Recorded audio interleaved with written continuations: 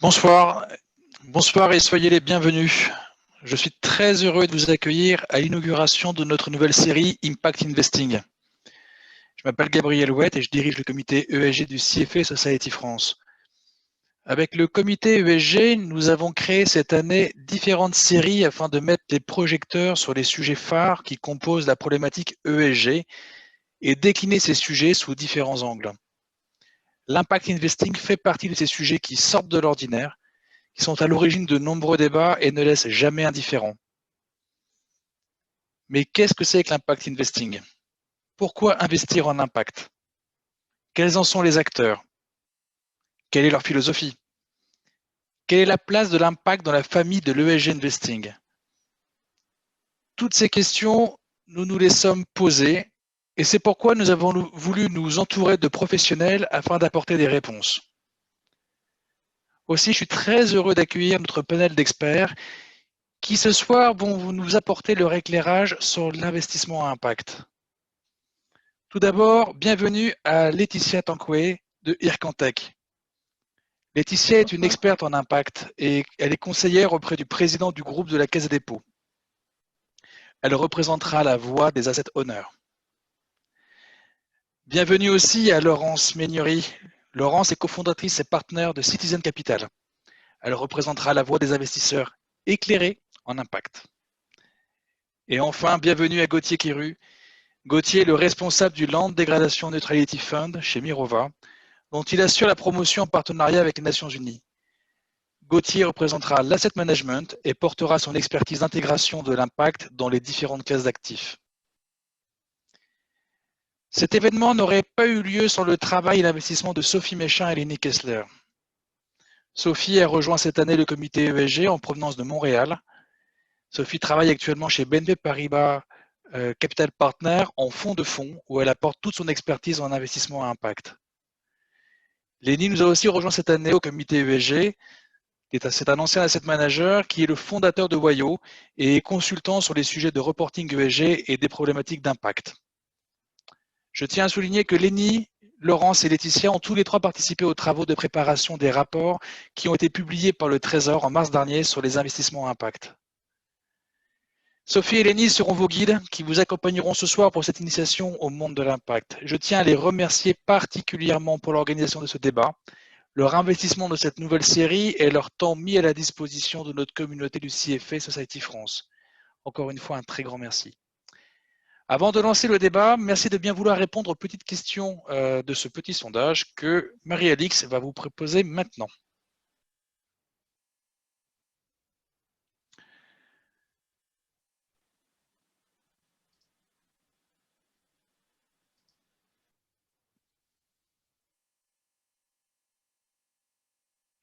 Peut-être qu'on peut...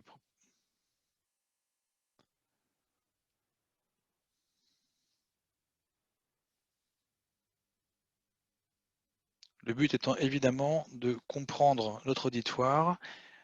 Alors, 32% de la gestion d'actifs, suivi de près par la banque. En troisième position, il y a autres. Je subodore que c'est sûrement du conseil. Et enfin, private equity 16%, l'assurance 5% et l'investissement impact seulement 5%. Très bien. Deuxième question. Pensez-vous que la performance financière et la création d'un impact social et environnemental vont de pair?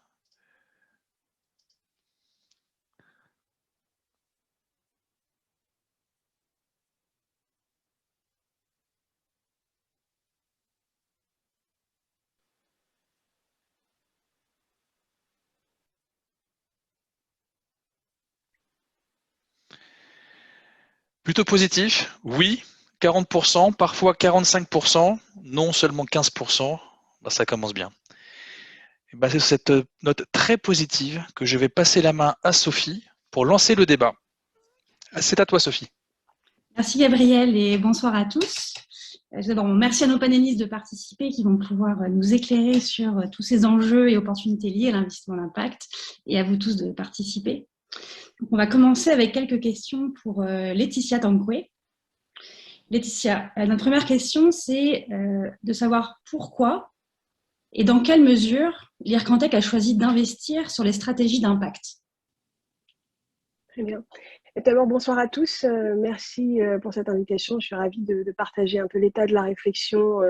On a été présenté comme expert et merci du compliment, mais on est réellement sur des sujets évolutifs. Et donc, il y a encore d'ailleurs des groupes de travail actuellement sur la place de Paris et à l'international, justement pour préciser cette notion d'impact et puis aboutir à un cadre de référence et à une définition partagée.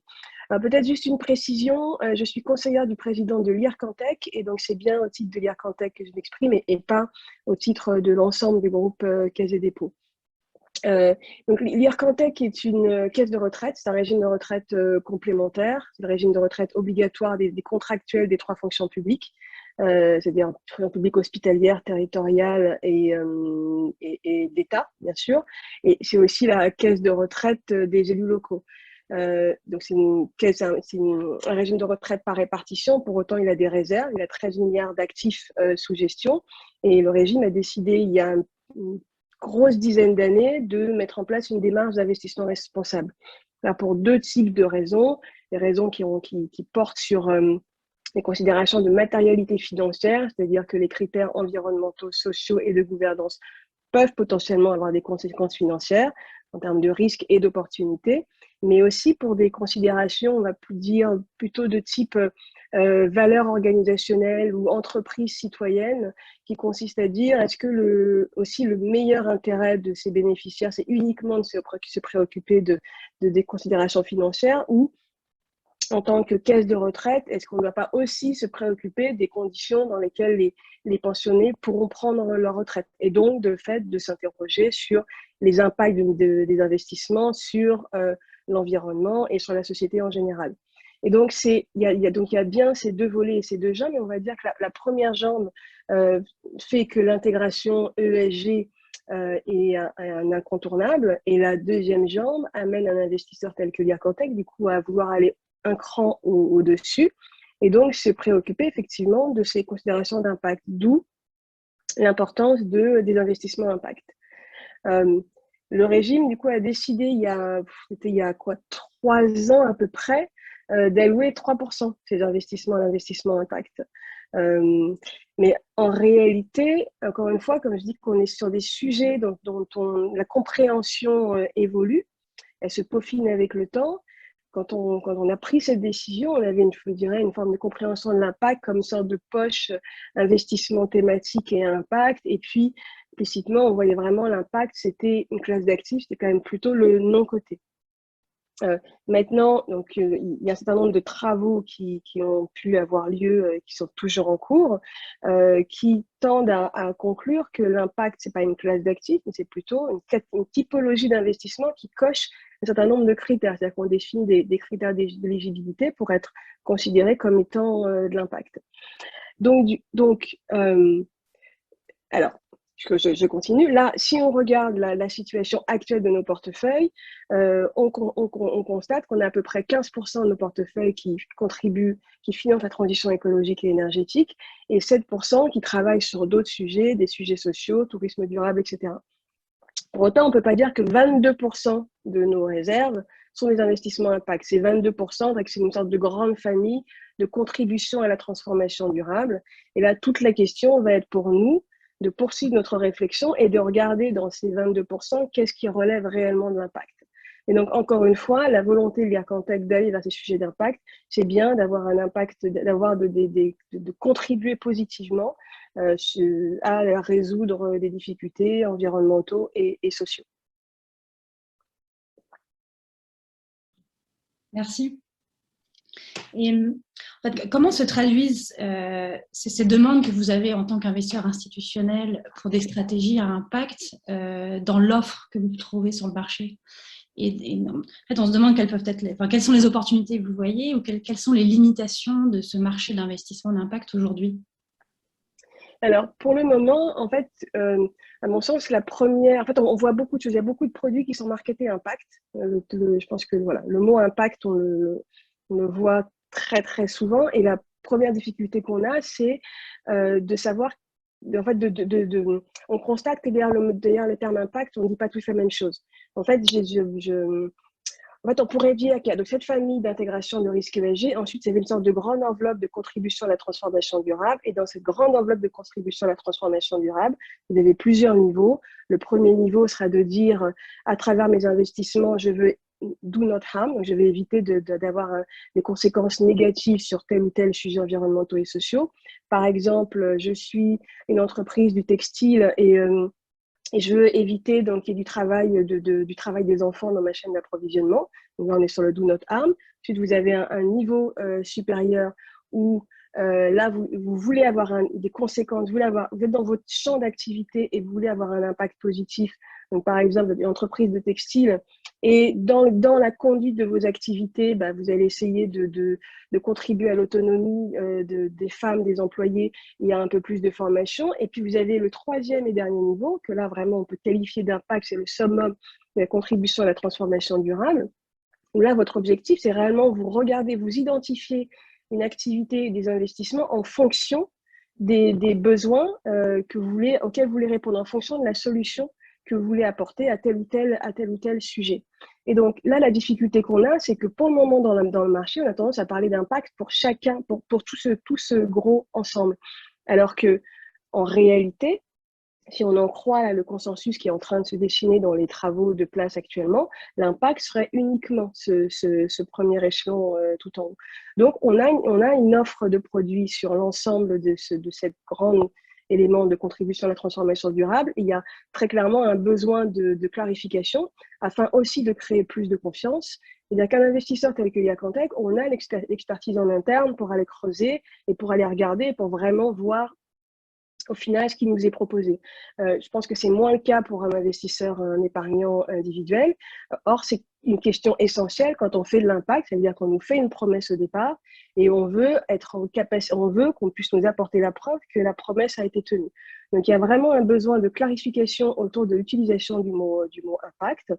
Il y a aussi des considérations autour de la mesure, parce que dans la question de la promesse tenue, du coup, on veut savoir de la même manière qu'on est capable de nous dire, de nous dire quel est le rendement financier généré par nos investissements, on veut être aussi en capacité d'estimer la contribution qu'on a pu avoir à cette transformation durable.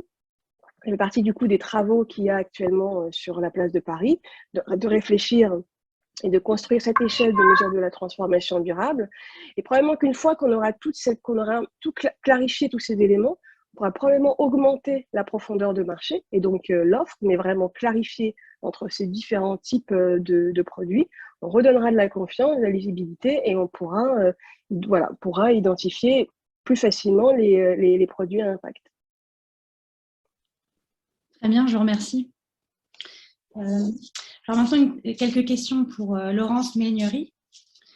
Laurence, est-ce que vous pourriez nous en dire un peu plus sur ce que fait Citizen Capital et nous expliquer quel a été le point de départ de la mission de votre société de gestion? Parce que vous êtes une société de gestion à mission et on aimerait savoir pourquoi vous avez fait ce choix, s'il vous plaît.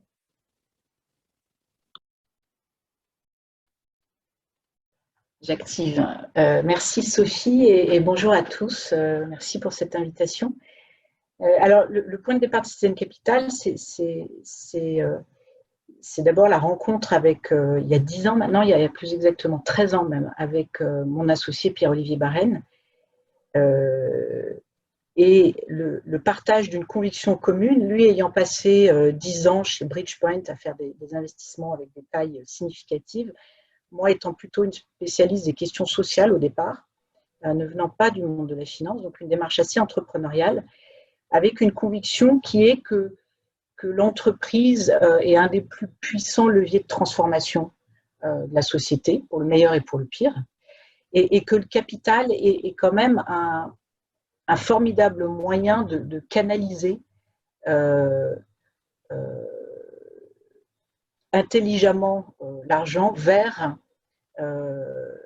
des acteurs qui cherchent à relever des défis sociaux et environnementaux auxquels nos sociétés sont confrontées. Alors en fait, la réalité, c'est que la mission s'est confondue avec la création de la société, même si c'était totalement informel il y a 13 ans, hein, on ne réfléchissait pas encore en termes de mission, mais notre objectif, c'était de financer, d'accompagner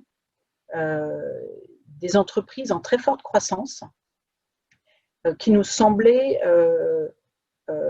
poursuivre une finalité sociale et environnementale au cœur de leur business, au cœur de leur stratégie, au cœur du projet de l'entreprise. Alors, autant vous dire qu'on est arrivé quand même assez tôt sur le marché et qu'en fait, on a contribué à créer le marché en existant. Donc, le premier fonds n'était pas de tout repos. On a donc investi dans des startups et des PME, donc plutôt des nouveaux entrants, au sens de ce que disait Laetitia, c'est-à-dire nous, on investissait plutôt dans des gens où la sémantique dirait aujourd'hui que c'est des gens qui apportent des solutions nouvelles aux enjeux, aux problèmes sociaux et environnementaux, donc plutôt des sociétés assez innovantes. Et on n'est pas sur l'approche que Laetitia appelait « do no significant harm », où on chercherait à baisser ses impacts négatifs, qui est tout un autre pan d'impact à aller chercher pour la société. Et on a levé 2 fonds growth, un fonds early stage, et on est en train aujourd'hui de lever notre 3e fonds. Donc je pense que en France, voire même en Europe, on est un des fonds d'impact qui a le plus de recul aujourd'hui sur son premier et même 2e fonds, puisqu'on est en train de finaliser le déploiement du 2e fonds. Merci. Et comment est-ce que vous définissez l'investisseur à impact? Et là, je pense aux éléments de définition que sont l'intentionnalité, l'additionnalité, la mesure. Comme le disait Laetitia, ces termes sont utilisés un peu à tort et à travers dernièrement. Donc, c'est un boom de l'investissement d'impact, tant mieux. Mais bon, il est utile de vraiment asseoir ces définitions. Donc, comment est-ce que vous avez décidé de le définir chez Citizen Capital? Alors, pour nous, un investisseur à impact, c'est un investisseur qui poursuit un objectif d'impact qui est au cœur de sa stratégie d'investissement. Donc, en ce sens, l'impact n'est pas une externalité positive de ses investissements, il est au fondement de sa stratégie. Ce qui conduit à avoir… ça veut dire que la stratégie d'investissement, l'impact est intégré dans le screening des investissements.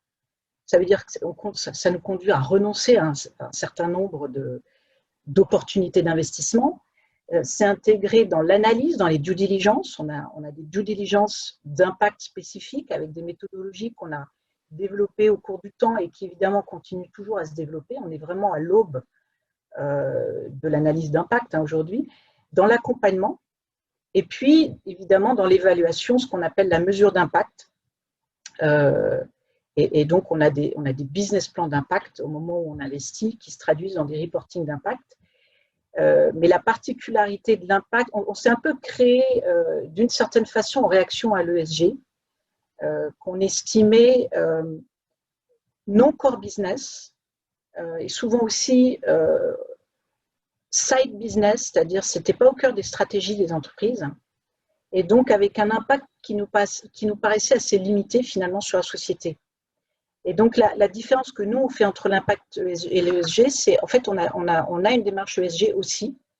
L'ESG, pour nous, c'est vraiment des enjeux de responsabilité de l'entreprise, où on va s'attacher à bien faire son métier, quel qu'il soit, à former des gens, à bien traiter les gens, à avoir une politique de réduction de son empreinte environnementale, etc. Là où, sur les sujets d'impact, on va plus être sur une logique de contribution. À quoi on contribue avec ce business ? Et du coup, on va toujours chercher à comprendre la mission. C'est là où c'est-à-dire que l'impact ne s'arrête pas à la mesure. Et comme elle est sur toute la chaîne de l'investissement, on va d'abord chercher à comprendre ce que l'entreprise veut transformer. Quelle est sa mission ? On a 6 grands axes. On va se poser 6 grandes questions au moment où on rencontre les dirigeants. C'est est-ce qu'on est sur un besoin profond ? Nous, on focus vraiment sur ce qu'on appelle les besoins fondamentaux. On va beaucoup retrouver les sujets de l'éducation, de la formation, de la santé, évidemment de tout ce qui est transformation de nos modèles pour faire cette transition vers une économie bas carbone, etc. On va chercher à comprendre l'intentionnalité du dirigeant, c'est-à-dire qu'est-ce qu'il a envie de transformer à travers son business, quelle contribution il veut faire. et on va chercher à comprendre l'additionnalité qui est typique des analyses stratégiques en fait assez classiques, mais où on intègre un angle de bénéfice sur la société. Donc, quelle est sa différenciation sur le marché? Qu'est-ce qui l'amène de fondamentalement différent sur son marché? Ce qui fait que nous, on est plutôt orienté vers des gens qui on a le sentiment qu'ils sont vraiment capables de changer leur marché, d'apporter quelque chose qui, à la fois en termes de bénéfices, d'impact, mais aussi en termes de différenciation sur son marché au sens large, a vraiment quelque chose de nouveau à apporter. Ensuite, on va regarder 3 autres items qui sont moins dirimants, je vais dire, dans le choix, mais qui sont l'accessibilité. Sur les sujets sociaux, on va toujours s'assurer qu'on est sur des business qui adressent le bas de la pyramide, ou l'ensemble en tout cas, des publics qui peut adresser. Donc on s'intéresse en particulier à accompagner les entreprises à aller vraiment faire de l'outreach, aller chercher, surtout sur les sujets d'éducation et de formation, notamment par exemple, d'aller chercher le bas de la pyramide, ce qui est un des cas sur lequel je peux vous donner un exemple, qui est un très bel exemple. On va regarder aussi l'alignement entre la mission et le modèle économique. Nous, on a fait le choix, sur les 2 premiers fonds qu'on a montés, d'être très ambitieux sur la performance financière et l'impact social. En fait, on a cherché aussi à démontrer au marché que c'était possible. Donc, ça fait 10 ans qu'on cherche à faire cette démonstration qu'il n'y a pas d'incompatibilité intrinsèque entre ROI et impact social ou environnemental. Je pense qu'on est en train de faire cette démonstration avec notre 2e fonds. On a la chance d'avoir fait de très beaux investissements. Mais en fait, nos investisseurs, on a commencé dans un monde où on ne pouvait pas faire les deux. Il fallait choisir. Soit on faisait le bien, soit on gagnait de l'argent. Donc ce monde-là est en train d'évoluer, mais en fait, il faut faire la preuve de ça. Donc ça nous importe énormément. Et aujourd'hui, on est assez convaincus que les entreprises qui créent le plus de valeur stratégique et qui probablement vont être les plus belles entreprises de notre portefeuille sont celles qui ont une mission très claire, très identifiée par les clients, les employés, qui est particulièrement intégrée au business. Et on est convaincus, nous, que notre additionnalité en tant que fonds d'investissement, et là je réponds enfin à votre question, Sophie, quelque part, c'est d'être capable d'accompagner les entreprises qui viennent avec une vision assez claire de ce qu'est leur mission. Mais nous, on est capable aujourd'hui, je pense, à déployer un savoir-faire pour les accompagner à déployer leur mission dans tous les aspects opérationnels de leur business. La façon dont ils recrutent, la façon dont ils font évoluer leurs produits ou leurs services, la façon dont ils construisent leur marque. Et au final, je pense que la conviction qu'on a, enfin la thèse d'impact qu'on a, c'est que la mission est un actif stratégique, si on travaille dessus, et que les acquéreurs futurs de nos parts vont acheter et valoriser cette dimension sociale, parce que la société aspire à une économie où on est capable à la fois de gagner de l'argent et de contribuer, d'apporter une finalité claire à des grands problèmes identifiés. Donc on n'a pas d'une part le social et d'autre part l'économique. Pour nous, c'est 2 approches qui sont très liées. D'ailleurs, dans l'organisation de nos équipes, on fait attention à ce qu'on n'ait pas des silos. On essaye toujours de garder une vision globale et que les équipes s'approprient aussi les démarches d'impact de façon assez autonome au fur et à mesure. Merci pour tous ces éléments de réponse. Mais ce que je comprends dans tout ce que vous venez de nous expliquer, c'est que, en fait, au processus d'investissement ou aux stratégies d'investissement classiques de private equity, vous n'enlevez rien. Donc, ça reste une démarche d'investisseur sur cette classe d'actifs, mais vous y ajoutez des outils supplémentaires et une sélection supplémentaire, mais qui, selon vous, est créatrice de valeur et pas destructrice de valeur. Et que les 2 fonctionnent ensemble, et c'est toute la thèse de vos fonds et ce que vous avez pu démontrer. Est-ce que vous pourriez nous donner un exemple d'entreprise que vous avez financée, accompagnée et une question qui est souvent posée en investissement d'impact, c'est comment est-ce que l'impact peut être protégé, comment est-ce que la mission de l'entreprise peut être protégée alors qu'elle change d'échelle? Et comment est-ce que, voilà, si vous avez un exemple pour nous parler de ça, ou nous expliquer comment, en tant qu'investisseur, vous faites attention à ces enjeux de changement de mission, ce serait très intéressant, s'il vous plaît. Alors d'abord, oui, vous avez raison, j'ai eu du mal à cocher investissement impact ou private equity, parce que pour moi, on n'est pas une classe d'actifs, mais on a vocation à être plutôt sur une logique transverse. Donc, on est à la fois des acteurs du private equity et de l'investissement impact. Et effectivement, quand je vous dis que les fonds qu'on a créés visent des performances financières assez ambitieuses, il y a aussi des très belles thèses d'impact où on est sur des logiques d'investissement, de performance financière moindre. L'impact investing peut aller de la préservation du capital, hors philanthropie, jusqu'à des performances ou des objectifs de performance en ligne avec le marché. Je pense que c'est important de dire qu'il y a un spectre et que si vous voulez sortir les gens de la rue, ça va être difficile d'avoir un fonds qui vise des performances de marché. Donc, il faut, et tout ça est essentiel et je pense qu'à l'avenir, on va chercher aussi à aller chercher des investisseurs qui sont capables d'avoir des logiques de rendement plus faibles. Alors, pour vous donner un exemple, l'exemple qu'on cite souvent, mais il y en a plusieurs, c'est Open Classrooms parce qu'il est emblématique. C'est une plateforme d'éducation au métier du numérique au sens large, qui a développé une pédagogie qui fait intervenir un certain nombre de personnes, des mentors, des pairs, dans un dispositif qui est globalement en ligne et donc qui a réussi à mettre beaucoup d'humains et à développer un système d'éducation en ligne en fait, qui fonctionne très bien et surtout qui est capable de former des gens sans aucun prérequis d'éducation. C'est-à-dire que vous pouvez avoir une formation très très limitée et intégrer les premières briques de formation sur Open Classrooms. Ça, c'est ce qui nous a intéressés. Les dirigeants sont venus nous voir avec une mission qui est rendre l'éducation plus accessible. Nous, on a cherché à challenger ce que ça voulait dire. Et en fait, effectivement, il y a 40% des gens qui suivent des cours et maintenant qui suivent des diplômes parce que c'est une école, en fait. Ils ont délivré près de 1000 diplômes en 2020, reconnus par l'État. Vous avez 40% de ces étudiants qui sont inférieurs au bac ou infra-bac. Donc, nous, ce qui nous intéresse, c'est qu'ils ont eu délibérément une stratégie qui adresse le bas de la pyramide. Et en fait, cette stratégie d'accessibilité a été, je pense, un facteur de succès pour eux, puisqu'ils ils étaient 30 quand on a investi en 2016, ils sont plus de 300 aujourd'hui. Ils se développent dans plusieurs pays. Ils ont fait des tours de table successifs de 50 millions en 2018 et de 70 millions d'euros en 2021 en accueillant notamment le fonds de Zuckerberg et Salesforce.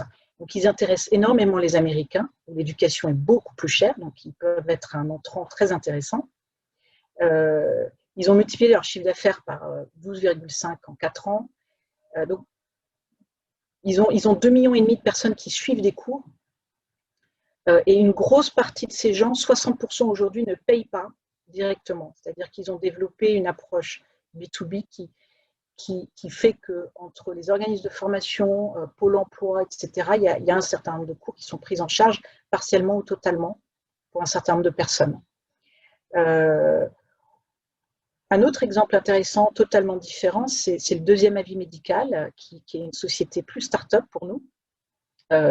3 femmes ont développé une plateforme aussi permettant pour des maladies lourdes ou complexes d'avoir accès à un deuxième avis médical après le premier avis, où tout un tas de gens n'ont pas forcément accès à des expertises médicales de haut niveau et ils sont prises dans des étaux avec des diagnostics sur lesquels elles ne sont pas sûres.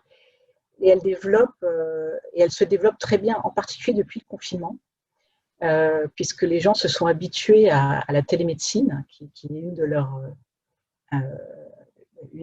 pratiques, évidemment.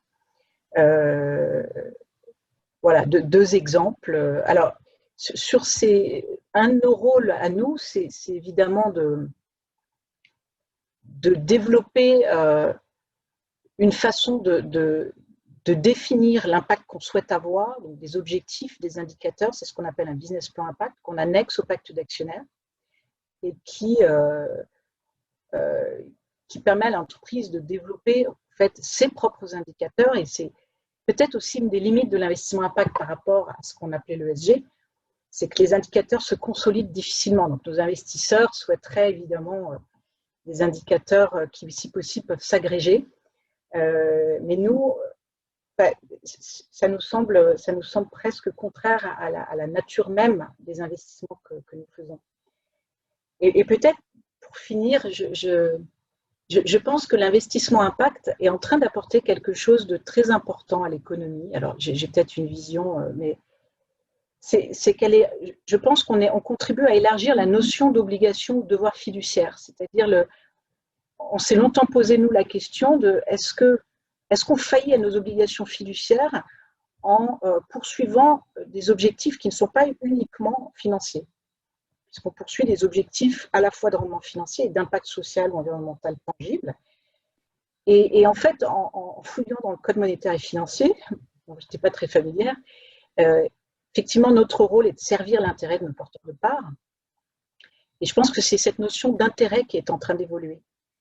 Les investisseurs qui nous accompagnent aujourd'hui sont des gens qui ont une vision de l'intérêt qui est en train de s'élargir au-delà de la rentabilité financière.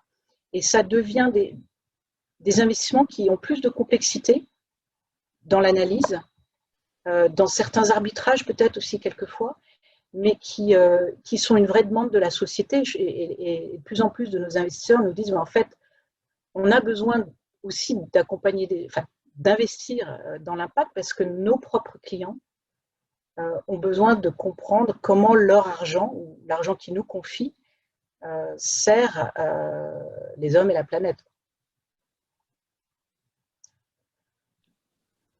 Merci Laurence. Merci pour cette vision un peu du futur potentiel de l'investissement avec cette évolution de la définition du devoir fiduciaire. C'est très intéressant. Je vais passer à Gauthier Quéru. Gauthier, vous travaillez chez Mirova. Alors, vous pouvez nous présenter un petit peu ce que fait Mirova en investissement d'impact et j'aimerais que vous nous disiez quelle est votre définition chez vous de l'investissement d'impact aussi. Oui, merci Sophie et bonjour à toutes et tous. Merci pour l'invitation. Effectivement, en quelques mots, il y a des choses parfaites qui ont été dites avant, donc je ne vais pas les redire puisque je pense qu'on partage avec les intervenants une vision sans doute très proche de beaucoup de choses. Peut-être ce qui distingue effectivement Mirova, ou en tout cas une approche qui est peut-être un peu différente ou liée à ses spécificités, c'est que Mirova, c'est une société de gestion de fonds d'investissement qui est une filiale du groupe Natixis et qui est 100% dédiée effectivement au développement durable, aux objectifs de développement durable des Nations Unies et à l'impact. Et je pense que l'une des particularités, c'est d'appréhender l'impact justement au-delà de l'activité non cotée. On les étend aussi aux activités cotées, à la gestion des fonds obligations vertes, obligations cotées et actions cotées aussi.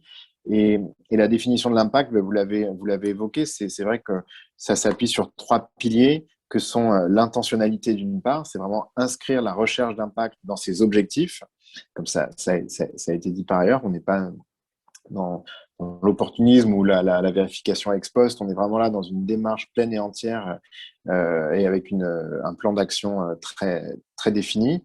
L'additionnalité aussi d'encourager le changement en poussant plus loin les frontières de la transformation de la finance et de l'économie.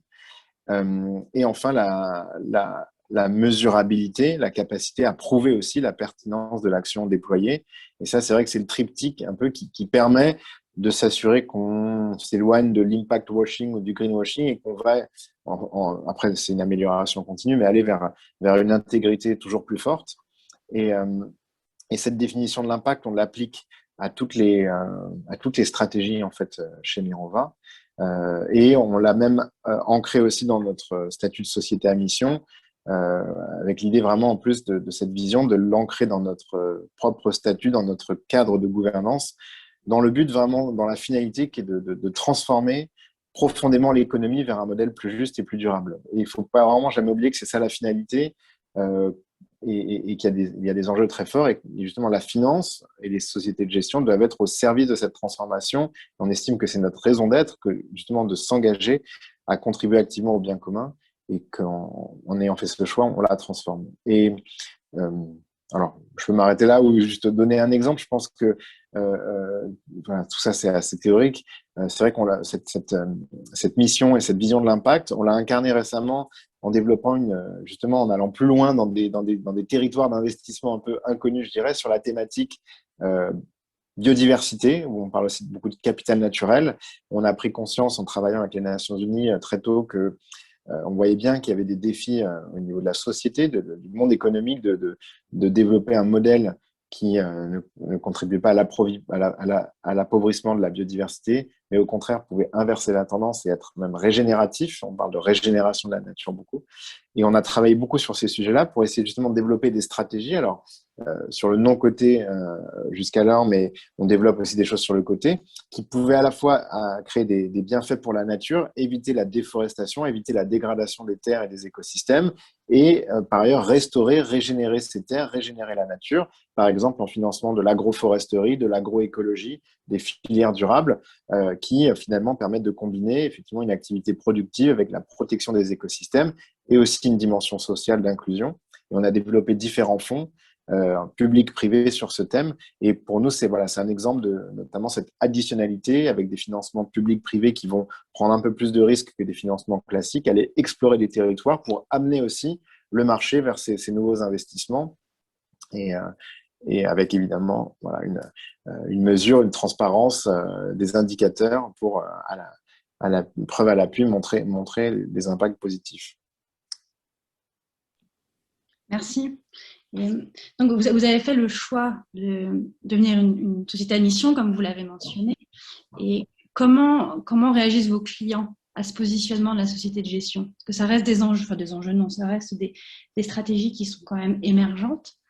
Donc, comment réagit le marché à cette offre? Alors, bon, il y a une multitude de facteurs, mais depuis qu'on est société à mission, l'activité s'est fortement développée chez Mirova. Alors, est-ce que c'est la raison, la cause, parce qu'après, il y a des causes multiples. Je pense que, en tout cas, ce qui est certain, c'est que ce cadre de société à mission, il est au-delà de Mirova, et Citizen Capital, il fait partie de cette communauté, on est un des leaders. Ça contribue à transformer l'entreprise pour transformer l'économie. Et je pense que c'est perçu aujourd'hui pas comme un synonyme d'intégrité très fort, puisqu'en fait, c'est quand même contraignant. Il y a des enjeux en termes de gouvernance, en termes de transparence, c'est pas une déclaration vide, au contraire, c'est se donner aussi beaucoup de contraintes. Et donc, ça s'accompagne d'une intégrité renforcée. Et je pense que les investisseurs, les clients qui recherchent de l'impact et qui recherchent aussi des partenaires fiables le voient positivement. Ensuite, évidemment, toutes les sociétés de gestion impliquées dans la finance durable ne peuvent pas devenir sociétés à mission. C'est aussi un process assez lourd. Comme je le disais, une gouvernance. Mais c'est le signe aussi d'une ambition. Et aujourd'hui, voilà, c'est accueilli favorablement. D'ailleurs, parmi les clients, les parties prenantes, et puis dans ces parties prenantes, les collaborateurs. C'est aussi un signal très positif en termes pour attirer des talents, pour stimuler, motiver les troupes. Ça donne un supplément de sens, et on est dans une époque avec des grands bouleversements et la quête de sens est très importante, et je pense que ça donne une boussole, ça donne un référentiel qui est vraiment un cadre en fait qui vient accélérer encore toute cette démarche qui avait été initiée par la création de Mirova et qui ne fait que la renforcer. Merci beaucoup. Donc, merci à tous les trois pour vos différentes visions en tant que société de gestion, à travers des actifs spécifiquement en private equity, ou la vision de Laetitia en tant qu'investisseur institutionnel. Donc, on va s'arrêter là et je vais passer la main à Lénie pour qui va nous gérer des questions supplémentaires. Merci. Bonsoir, merci Sophie. Alors, je reprécise que si vous avez des questions, vous pouvez les mettre dans le chat. Je ferai de mon mieux pour les reprendre toutes, autant que possible. Donc, je vais commencer avec une question personnelle. On a clairement un besoin de définition de ce que c'est que l'impact. C'était tout le sujet de ce webinaire. Mais on a beaucoup parlé de la France. Quelle est la situation dans le reste du monde? Je sais, Laetitia, que vous êtes au PRI, active avec les PRI. Est-ce qu'il y a des évolutions divergentes ou convergentes dans le reste du monde? Alors, c'est effectivement une vraie tendance globale, toutes ces interrogations, cette appétence autour de l'impact, et ça se reflète effectivement notamment au sein des PRI. Donc, juste rapidement, je pense que la plupart des auditeurs le connaissent, mais donc, les PRI, donc, Principes pour l'investissement responsable, donc, créés sous l'égide des Nations Unies il y a un certain nombre d'années, autour de 2005 et 2006, avec pour objectif de promouvoir l'investissement responsable dans toute la chaîne de valeur de l'investissement et dans le monde entier. Donc, les PRI sont basés sur 6 principes pour travailler sur toute la chaîne de valeur, donc aussi bien sur l'intégration ESG, le reporting, l'engagement, enfin voilà, c'est des principes qui sont plutôt, ensuite après en termes de vérification, réellement axés sur les process. C'est-à-dire que les PRI encouragent les investisseurs à mettre en place les process, et c'est ce que les PRI vérifient. Les PRI après ne sont pas normatifs sur quel doit être le minimum à avoir sur le social ou sur différentes thématiques. Donc ça, c'est le fondement, ce qui a vraiment porté les PRI en 2005 et en 2006. Maintenant, le monde a évolué, les PRI ont tout à fait intégré. Il y a eu les accords de Paris, il y a eu les ODD en 2015. Et tout en gardant ces 6 principes fondateurs, les PRI ont souhaité évoluer. Et ça s'est traduit notamment, alors je crois que c'est l'année dernière, par la production d'une note à destination de l'ensemble des signataires autour des ODD, pour expliquer, pour accompagner, pour aider les investisseurs à voir comment est-ce qu'ils peuvent mieux se saisir des ODD dans leurs décisions d'investissement et dans l'engagement. Alors attention, je ne suis pas en train de dire que travailler sur les ODD, c'est faire de l'impact, parce qu'on c'est un cadre de référence et on peut très bien être au premier niveau que j'évoquais tout à l'heure de contribution à la transformation durable. Mais il y a bien quand même cette volonté de passer on n'est plus uniquement dans l'intégration ESG, mais vraiment dans le devoir fiduciaire, implique aussi cette nécessité d'être dans la contribution à une transformation durable. Ça se traduit aussi par, actuellement, il y a des travaux qui vont bientôt être publiés, probablement cet été ou plus tard à l'automne, des analyses juridiques, en fait. Les PRI ont mandaté alors un cabinet, le nom est assez Freshfield de mémoire, pour regarder dans les différentes réglementations, notamment la réglementation française va faire partie du périmètre de l'étude, pour voir dans quelle mesure les réglementations sont un frein ou au contraire un moteur au fait que les investisseurs se saisissent des questions d'impact. Et dernière illustration, la nouvelle stratégie des PRI a été adoptée par les signataires. Et cette stratégie, alors je ne sais pas comment on dirait, mais il y avait un peu le terme générique pour donner un peu la couleur de la volonté des PRI, et de dire que, alors je vais traduire en français, donc c'est construire, que la finance construise, non, plutôt construire un pont entre la finance et des réalisations dans l'économie réelle. Donc il y a bien cette volonté d'aller au-delà de l'intégration ESG, et c'est vraiment des sujets qui interrogent très globalement. Merci Laetitia. Et alors, vous avez mentionné les objectifs de développement durable. On avait justement une question d'Aurélie Debussy pour savoir si la référence aux objectifs de développement durable était implicite dans l'impact. Je ne sais pas si Gauthier ou Laurence, vous voulez rajouter quelque chose. Est-ce que vous vous en servez ou pas? Moi, je peux dire un mot rapidement, mais effectivement, la force des objectifs de développement durable, donc qui sont ces 17 grands objectifs et plus d'une centaine de sous-cibles qui ont été adoptés par les Nations Unies en 2015. En fait, pour donc fixer un certain nombre d'objectifs à l'horizon 2030, il crée vraiment un cadre holistique. On est dans toutes les dimensions du développement durable, les sujets environnementaux, sociaux, économiques. Voilà, c'est vraiment un cadre de référence, et en fait, il a la force d'être le dénominateur commun dans tout le monde économique, la société civile, les acteurs publics. C'est incroyable comme ces petits logos des objectifs de développement durable se retrouvent désormais dans toutes les structures, et ça a vraiment une dimension universelle. Et c'est vraiment ça, cette force qui permet de ne pas avoir à réinventer la roue. C'est le socle commun, et ensuite chacun doit décliner, adapter ses enjeux à son activité. Et je pense que parfois, l'erreur qui pourrait être faite, c'est de vouloir les séparer, alors que justement, il y a une dimension intrinsèque et holistique à tous ces sujets. Alors évidemment, chaque entreprise ou acteur ne peut pas contribuer à tout, mais l'objectif, c'est pas de les faire à la découpe, mais plutôt d'en faire un cadre global qui s'applique à chacun. Et en tout cas, oui, nous, on le décline chez Mirova. On a mis en place toute une méthodologie justement de matrices et d'indicateurs, de sous-indicateurs pour s'efforcer d'y contribuer le mieux possible. Merci Gauthier. Je ne sais pas si Laurence, vous voulez rajouter quelque chose? Oui, les ODD pour nous sont clairement un cadre de référence et un langage commun, et donc très important pour ça. Mais on n'a pas réussi à en faire un cadre de travail. Alors j'entends Gauthier que tu dis que vous avez réussi à… Je pense que si on s'y attache, on peut créer un cadre opérationnel autour des ODD, mais en tant que tel, utiliser les ODD pour faire une analyse d'impact, moi, je ne sais pas faire. C'est un cadre extrêmement lâche quand même.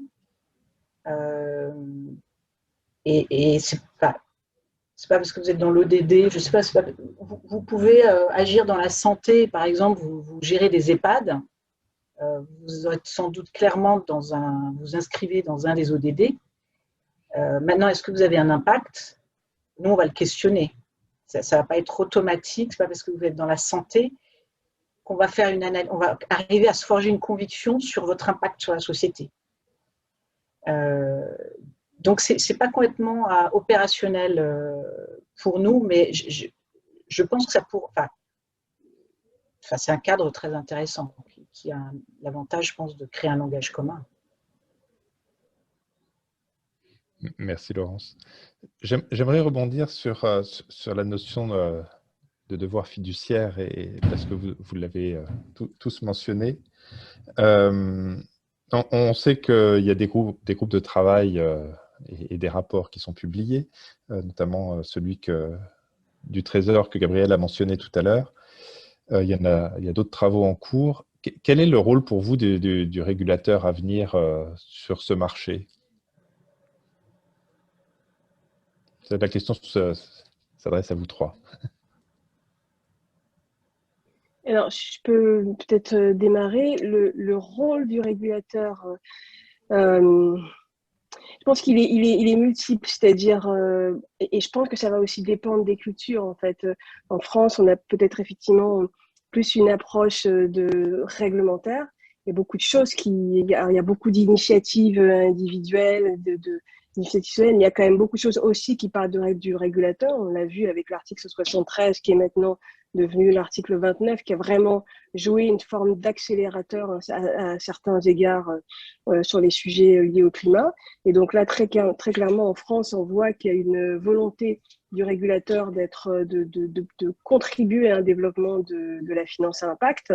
On a évoqué des travaux qui ont démarré déjà il y a un petit moment, il y a un peu plus d'un an, à la demande du haut-commissaire à l'économie sociale et solidaire responsable, donc précédemment Christophe Itier, justement pour que cette réflexion de place autour de la définition à impact qui se prolonge actuellement à la demande d'Olivia Grégoire.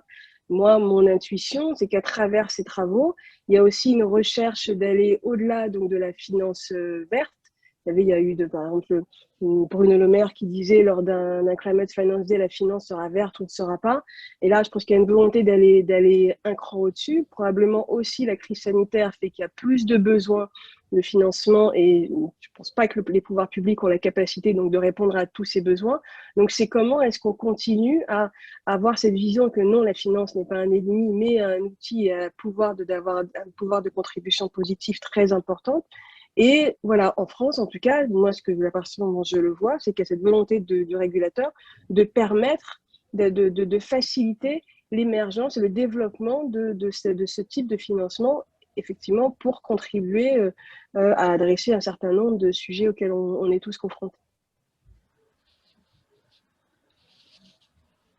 Merci Laetitia. Je ne sais pas si vous voulez ajouter autre chose, Olivier, Laurence ou Gauthier. Peut-être simplement que l'enjeu, c'est aussi une harmonisation. C'est que le risque, c'est que les régulateurs aillent chacun dans chaque pays vers des normes et que ça créerait un peu de confusion dans le marché. L'enjeu, c'est une homogénéisation aussi, une harmonisation cette approche de l'intégration des sujets impact dans la responsabilité fiduciaire, qui est aussi un défi. Et je pense que l'Europe reste pionnière en la matière. On parlait au niveau mondial. C'est vrai que la finance durable, la finance verte en Europe a quand même aujourd'hui une longueur d'avance et il faut essayer de la conserver de ce point de vue-là.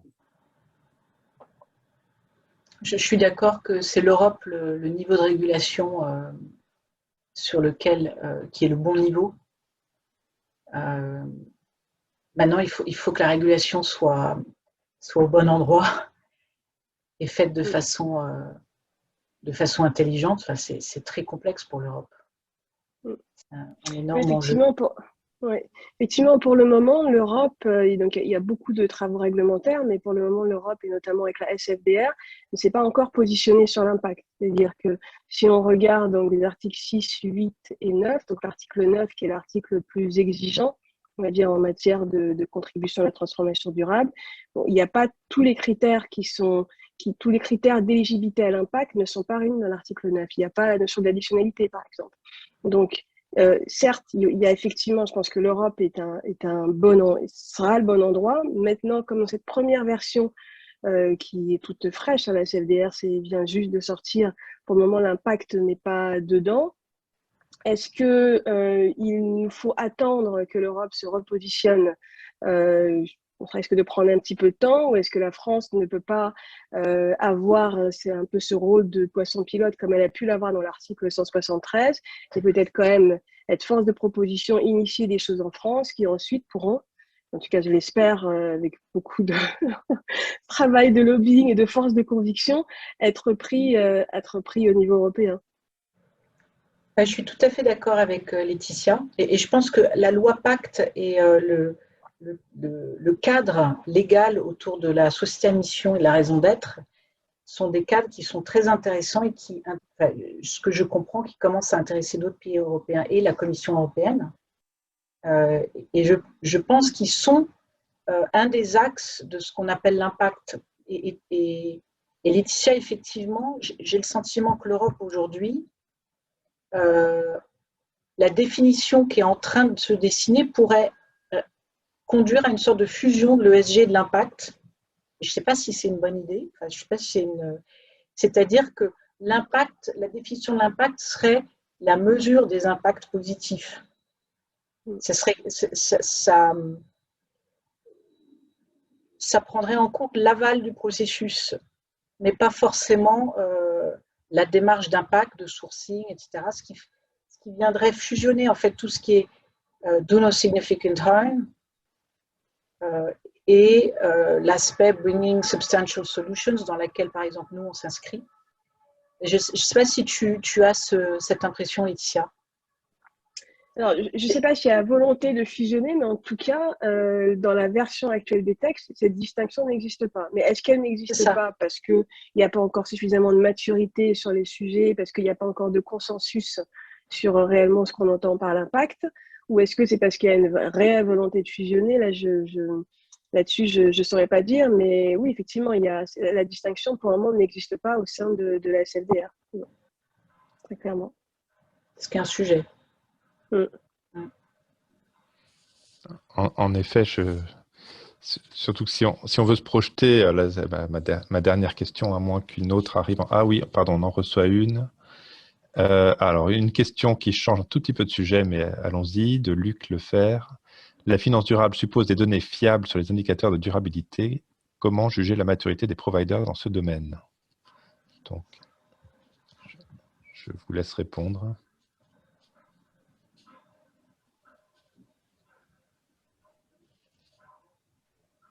Alors, je ne sais pas qui veut prendre la question, mais moi je peux donner le point de vue de l'IRCantec en tant qu'utilisateur de données. C'est-à-dire que donc on a cette obligation de reporting climat et de fait donc on a recours à un prestataire externe qui reprend donc l'intégralité des portefeuilles de l'IRCantec et qui va faire des analyses pour nous permettre de nous donner une température du portefeuille, pour nous donner les émissions de gaz à effet de serre sur les différents périmètres. Voilà, donc on a ce type d'analyse. On a aussi un autre prestataire externe qui va regarder l'ensemble de nos portefeuilles et pas uniquement du coup sur le climat, vraiment regarder l'ensemble des sujets environnementaux, sociaux et de gouvernance et nous proposer une notation. Donc, la réponse à la question, c'est que très clairement, on n'a pas toutes les données, il y a certains éléments, un certain nombre d'éléments qui sont manquants. Et au niveau donc du climat, c'est-à-dire qu'il y a un mix entre un certain nombre de données qui sont disponibles, et notamment pour les grandes sociétés, un mix avec de la modélisation, des hypothèses, et puis des éléments du portefeuille qui sont moins bien couverts, pour lesquels on est en attente effectivement de progrès méthodologiques. Et ça, c'est quelque chose, je dirais, qu'on est relativement à l'aise avec cette situation. C'est-à-dire que dès le départ, je pense qu'on est tous, c'est pour ça que je disais au départ, on n'est pas réellement des spécialistes, des experts de l'impact, parce que c'est quelque chose qui continue à bouger, et c'est le cas pour l'ensemble des sujets liés à la finance durable, et donc pour les sujets liés aux données. Donc nous, on est plutôt à l'aise. Dès le départ, la Cantec a dit l'investissement responsable, ce sera une démarche progressive, et donc c'est le cas aussi pour la disponibilité des données. Merci Laetitia. Gauthier, je vois que tu allais prendre la parole aussi, si tu as quelque chose à ajouter. Oui, sur la donnée, c'est vrai qu'il y a surtout aussi beaucoup d'innovation et il y a toujours des progrès à faire compte tenu de la complexité des sous-jacents, des objectifs de développement durable et de la multiplicité des sujets. Et là encore, pour donner un exemple, c'est vrai qu'il y a beaucoup d'agitation et d'actualité en ce moment autour de la biodiversité qui devient, après le climat et le carbone, je dirais, en termes d'environnement en tout cas, et bien sûr il y a plein d'autres sujets, y compris sociaux, qui sont tout aussi importants. Mais la biodiversité aujourd'hui fait l'objet de beaucoup d'attention et de travail. Moi j'ai une casquette aussi de pilote du groupe Capital Naturel Biodiversité chez Finance for Tomorrow.